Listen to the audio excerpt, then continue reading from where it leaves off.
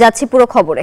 রমজানকে ঘিরে চট্টগ্রাম বন্দর দিয়ে পণ্য আমদানির হিড়িক পড়েছে। দ্রুত খালাস হওয়ায় দেশের বড় ভোগ্যপণ্যের বাজার খাতুনগঞ্জে বেড়েছে সরবরাহ, কমেছে দামও, তবে খুচরাতে নেই তেমন কোনো প্রভাব। দিশেহারা ক্রেতারা।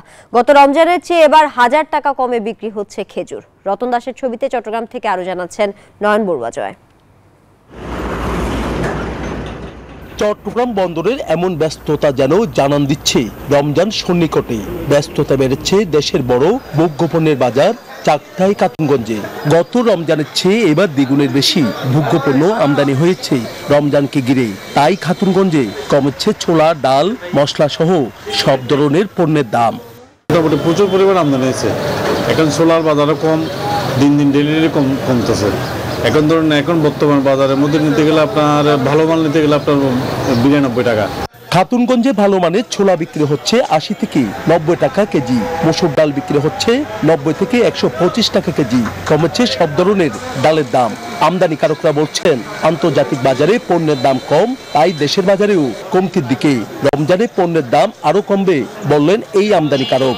সরবরাহ বেড়েছে, আমাদের যে ছোলার যে চাহিদা রমজানে 1 থেকে 1.5 লাখ টন, তার তুলনায় অনেক বেশি আমদানি হয়েছে, যার কারণে ছোলার দাম 30 থেকে 35% কমেছে।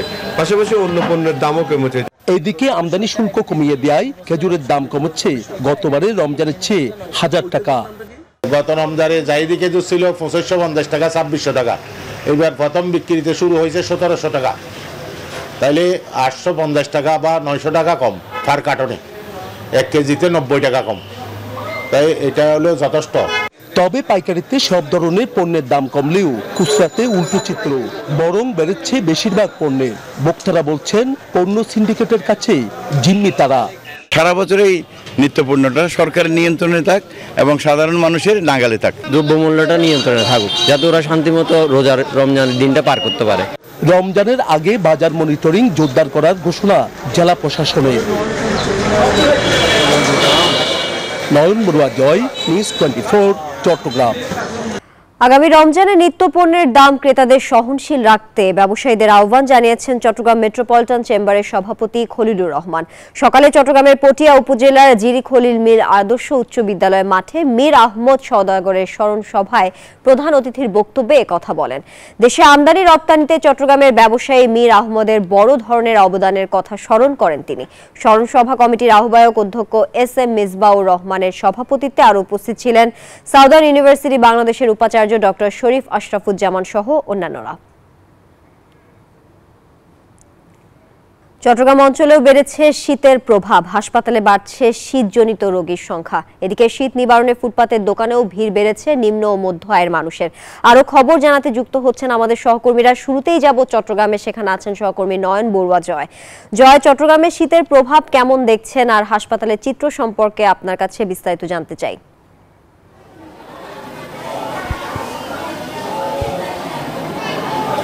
ধন্যবাদ তানিয়া। আমি একটু চট্টগ্রাম মেডিকেলের যে শিশু ওয়ার্ডে আছে একটু দেখানোর চেষ্টা করছি। ওয়ার্ডটি দেখলে আপনি বুঝতে পারছেন যে এখানে রোগীদের সংখ্যা কিন্তু দিন দিন বাড়ছে। আমরা দেখছি রোগীর সংখ্যা বাড়ছে, যেহেতু এখন ঠান্ডা হাওয়া বয়ে যাচ্ছে। কিছুদিন একটু গরম হাওয়া ছিল, এখন আবার মাঘের শীত, তো শীতজনিত রোগীদের সংখ্যা কিন্তু অনেকটা বেড়েছে। এখানে যারা এসেছেন, যারা চিকিৎসক আছে, তারা যেমনটা জানিয়েছেন যে পরিবার যদি একটু সচেতন হয়, তাদেরকে যদি গরম কাপড় পরিধান করানো হয়, তাহলে কিন্তু এই যে ঠান্ডাজনিত রোগ থেকে রেহাই পাওয়া সম্ভব বলে আমাদেরকে জানিয়েছেন। আমরা চট্টগ্রাম মেডিকেলের এখানে যারা চিকিৎসক আছেন তাদের সাথে আমরা কথা বলেছি, তারা যেমনটা জানিয়েছেন রোগীর সংখ্যা কিন্তু অনেকটা বেড়েছে। শুধু শিশু না, শিশু ছাড়াও কিন্তু আমরা দেখছি অন্য বয়সে যারা আছে তাদেরও কিন্তু এখানে ভর্তি আছে। চট্টগ্রাম মেডিকেল ছাড়াও কিন্তু বেসরকারি যে হাসপাতালগুলো আছে, মা ও শিশু হাসপাতাল সহ অন্যান্য হাসপাতাল আছে, সব হাসপাতালে দেখছি আমরা রোগীদের সংখ্যা কিন্তু অনেকটা বেড়েছে। তবে ঠান্ডা হাওয়াটা যদি একটু গরম হাওয়া আসে, তাহলে কিন্তু এই রোগ থেকে রেহাই পাওয়া সম্ভব। তার কারণে এখানে যারা বাসিন্দা আছে তারা যদি একটু সচেতন হয়, তাহলে কিন্তু কিছুটা হলে সহজ এখানে এই রোগ থেকে রেহাই পাওয়া সম্ভব বলে তারা জানিয়েছেন। তো এই ছিল আমার এখানকার সর্বশেষ। ফিরে যাচ্ছি স্টুডিওতে তানিয়ার কাছে। জয়, আপনাকে ধন্যবাদ। এবারে যাচ্ছি চাঁদপুরে, সেখানে আছেন সহকর্মী খোকন।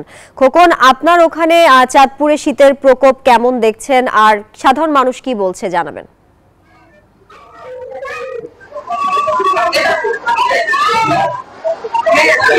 ধন্যবাদ তানিয়া। চাঁদপুরে ঠান্ডাজনিত রোগীর সংখ্যা কিন্তু লক্ষ্য করা গেছে।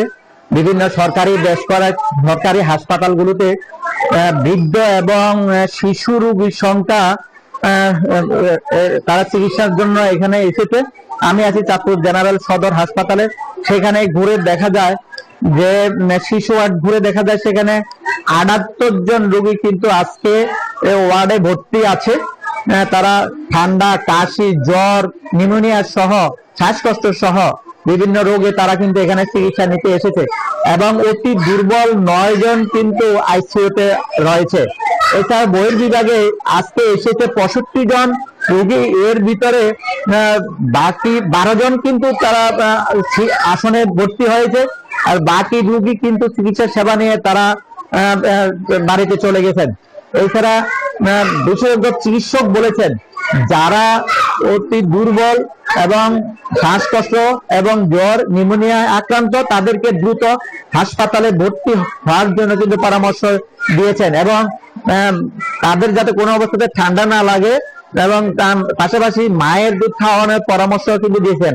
এছাড়া চাঁদপুরে আবহাওয়া কর্মকর্তা বলেছেন যে এখানে চাঁদপুরে সারাদিনের তাপমাত্রা ছিল 14.4 ডিগ্রি সেন্টিগ্রেড। এছাড়া আকাশও মেঘাচ্ছন্ন রয়েছে এবং এই 5 দিন পর্যন্ত থাকবে বলে আমাদেরকে জানিয়েছেন।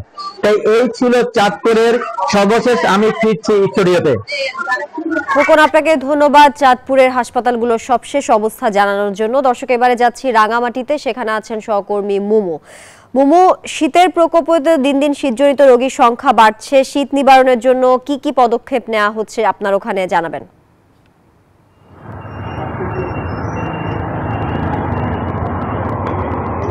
ধন্যবাদ তানিয়া। আপনি যেমনটি বলছিলেন, সারা দেশে যেভাবে জেঁকে বসেছে শীত, একই পরিস্থিতি বিরাজ করছে পাহাড়ি অঞ্চলেও।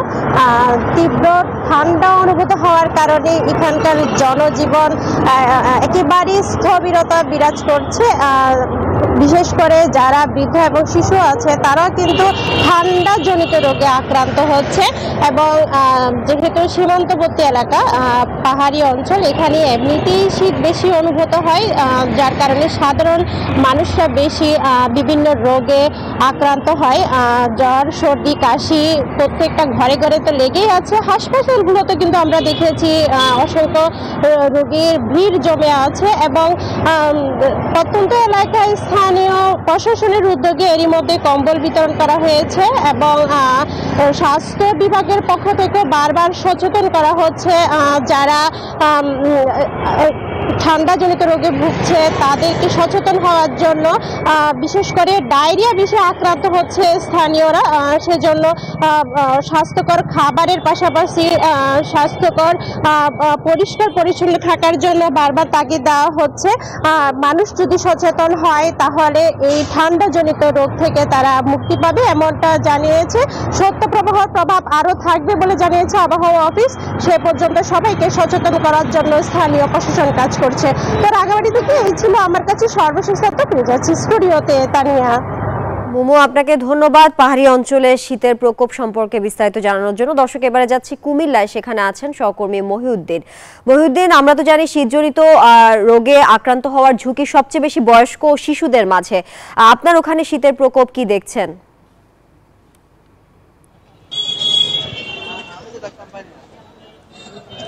জি, ধন্যবাদ আপনাকে।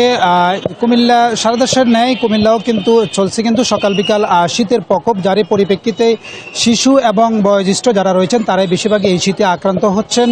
আর মধ্যবিত্ত যারা রয়েছেন আসলে তারাও কিন্তু শীতে আক্রান্ত হলেও তাদের শীত নিবারণের জন্য কোনো ধরনের গরম কাপড় পাচ্ছে না, যারই পরিপ্রেক্ষিতে তারা রাস্তায় এবং ফুটপাত থেকে বিভিন্ন ধরনের শীত নিবারণের জন্য গরম কাপড় খুঁজছেন। আমি যদি আপনাদেরকে একটু দেখানোর চেষ্টা করি, এখানে আসলে রাস্তার পাশে কিন্তু এই শীত নিবারণের জন্য কিন্তু তারা শীতের বেচা কিনা করছে এবং কেমন বিক্রি করছে না করছে আমরা একটু কথা বলবো এখানে যারা শীত নিবারণের জন্য যারা ব্যবসায়ী রয়েছেন তার কাছ থেকে। এই শীতের কাপড় চোপড় কেমন বিক্রি হচ্ছে আপনার? কাপড় চোপড় আমরা যখন শীত থাকে তখন একটু মোটামুটি হয়, চলার মতো একটু মোটামুটি হয়। এই যে এখন মনে করেন শীত নাই, সারাদিনে বিক্রি হয়েছে মাত্র 100 টাকা, 2টা মানুষ খাড়ি। তো 100 টাকা বিক্রি করে 2টা মানুষ কি খামো আর কি নিয়ে যাবো? শীতে বিশেষ করে কোন ধরনের লোকগুলো আপনাদের কাছে শীত বস্ত্র কিনতে আসে? আসলে আমাদের কাছে যারা আসে তারা নিম্ন শ্রেণীর লোক।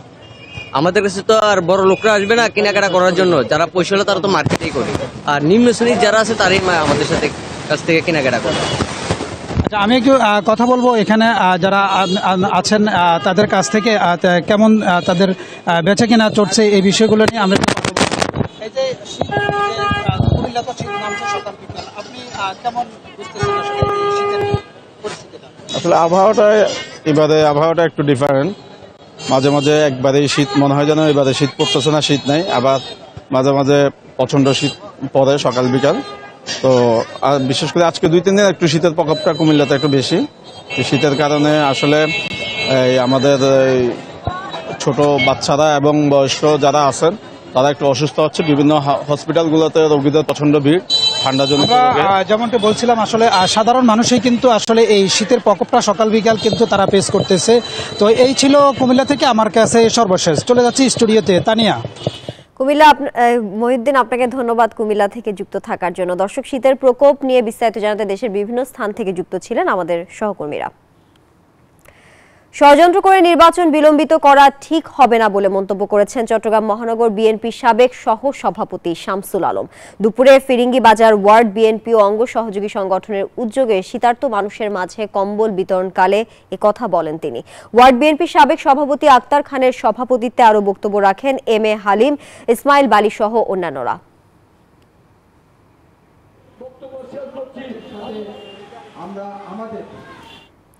চট্টগ্রাম প্রতিদিন সংবাদে পর্যায়ে বিরতি নিচ্ছি, ফিরছি আরো খবর নিয়ে, সাথেই থাকুন। স্বাগত আরো একবার, আপনারা দেখছেন চট্টগ্রাম প্রতিদিন সংবাদ। ঐক্য অধিকার সেবায় এই স্লোগানে অনুষ্ঠিত হলো ন্যাশনাল মেরিটাইম ইনস্টিটিউট অ্যালামনাই অ্যাসোসিয়েশনের উদ্বোধন ও পুনর্মিলনী 2025। দুপুরে ন্যাশনাল মেরিটাইম ইনস্টিটিউট চট্টগ্রাম মাঠ প্রাঙ্গণে অনুষ্ঠানের উদ্বোধন করেন নৌ পরিবহন অধিদপ্তরের মহাপরিচালক কমোডর মোহাম্মদ মাকসুদ আলম। ইনস্টিটিউটের অধ্যক্ষ ক্যাপ্টেন আতাউর রহমানের সভাপতিত্বে এতে বিশেষ অতিথি ছিলেন ক্যাপ্টেন মোহাম্মদ ইবনে কায়সার তৈমুর, ক্যাপ্টেন মোহাম্মদ গিয়াসউদ্দিন আহমেদ সহ অন্যান্যরা। এ সময় বক্তারা পেশাগত উন্নয়ন এবং সামুদ্রিক শিল্পে অবদান রাখার লক্ষ্যে কাজ করার আহ্বান জানান। আমিও তো টাকা রাখি কিন্তু আবার উঠেই খাই ফেলাই, তারপর ভিডিও দেখে একটা সেভিংস অ্যাকাউন্ট করে ফেললাম। বিকাশের মাধ্যমেই আমি টাকাটা ব্যাংকে জমাচ্ছি। অপচয় না করে আমরা যা রুজি রোজগার করি এটাকে আমাদের আসলে সঞ্চয় করা প্রয়োজন। বিকাশ অ্যাপে ডিপিএস, টাকা জমায় সারা দেশ। লক্ষ্মীপুরে বিভিন্ন সময়ে সড়ক দুর্ঘটনায় নিহত ও আহতদের পরিবারের মাঝে মঞ্জুরিকৃত 21 লাখ টাকার চেক হস্তান্তর করা হয়েছে। বিকেলে লক্ষ্মীপুর জেলা প্রশাসক সম্মেলন কক্ষে বিআরটি এর ট্রাস্টি বোর্ড এসব চেক বিতরণ করা হয়। লক্ষ্মীপুর জেলার বিভিন্ন স্থানে সড়ক দুর্ঘটনায় নিহত 4 জন ও আহত 1 জনের পরিবারের সদস্যদের মাঝে এই চেক বিতরণ করা হয়। এর মধ্যে নিহতদের প্রত্যেক পরিবার 5 লক্ষ টাকা ও আহত 1 জনের পরিবার 1 লক্ষ টাকার চেক দেওয়া হয়। বিআরটিএ কর্তৃপক্ষ জানায়, দুর্ঘটনা হওয়ার 30 দিনের মধ্যে উপযুক্ত প্রমাণাদি সহ নির্ধারিত ফর্মে নিহত এবং কিংবা গুরুতর আহতদের পরিবারের পক্ষ থেকে আবেদন করা হলে তা ট্রাস্টি বোর্ডে যাচাই বাছাই করে অর্থ সহযোগিতা মঞ্জুর করা হয়। চট্টগ্রামের ফটিকছড়িতে ভার্মি কম্পোস্ট সার তৈরি কার্যক্রম এবং কৃষকের বিভিন্ন মাঠ পরিদর্শন করেছে আন্তর্জাতিক কৃষি উন্নয়ন সংস্থা ইফাদের প্রতিনিধি দল। সকালে উপজেলার হারুয়ালছড়ি ইউনিয়নের হাজারি খিল রাঙাপানি এলাকায় পরিদর্শনে আসেন। প্রতিনিধি দল নারীদের এই উন্নয়ন গল্প শুনে মুগ্ধ হন। পরে প্রতিনিধি দল কৃষানীদের সাথে মত বিনিময় করেন।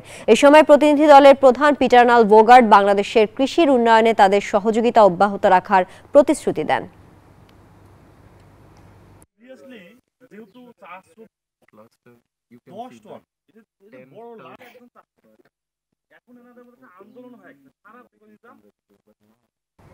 কুমিল্লা নগরীতে সড়কের উপর অবৈধভাবে কাঁচা বাজার ও স্থাপনা নির্মাণের প্রতিবাদে মানববন্ধন করেছে এলাকাবাসী।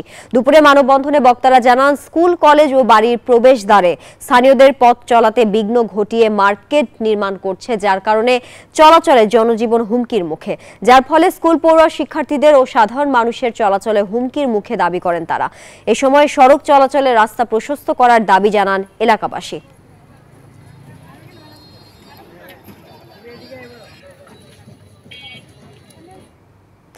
চট্টগ্রাম প্রতিদিন সংবাদ এখন এ পর্যন্ত। এতক্ষণ সঙ্গে থাকার জন্য সবাইকে ধন্যবাদ।